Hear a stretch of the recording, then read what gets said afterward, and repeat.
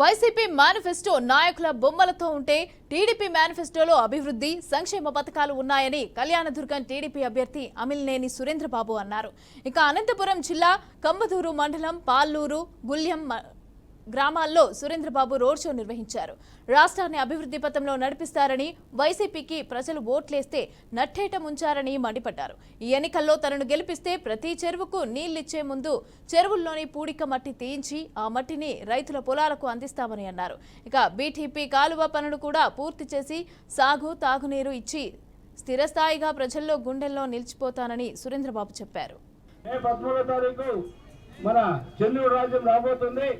చంద్రబాబు నాయుడు మనకి కాబోయే ముఖ్యమంత్రిగా అన్ని సర్వేలు కూడా చెప్తున్నాయి. ప్రతి ఒక్కరు కూడా ఆలోచన చేయాలి. మన ప్రాంతం, మన గ్రామం నుంచి కూడా ముఖ్యంగా అందరూ కూడా కలిసికట్టుగా ఎక్కడ చూసినా అభివృద్ధి కుంటుపడింది. మన ప్రాంతానికి ఎక్కడైతే మనకి సాగునీరు కావాలో ఆ నీరు ఎక్కడ కూడా అందుబాటులో లేకోకుండా పోయింది. ఆ నీరు 2018లో చంద్రబాబు నాయుడు గారు ప్రారంభించారు. మరి జగన్ రెడ్డి వచ్చిన తర్వాత దాన్ని ఆపేయడం జరిగింది.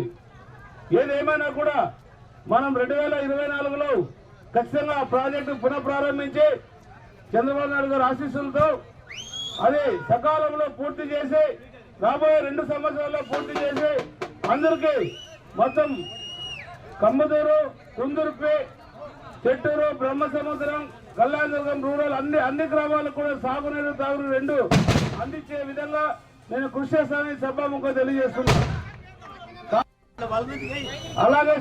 అలాగే అంబికా లక్ష్మీనారాయణ ఆయన కూడా సీరియల్ నెంబర్ 1లో ఇద్దరం కూడా సైకిల్ గుర్తుపై పోటీ చేస్తున్నాము.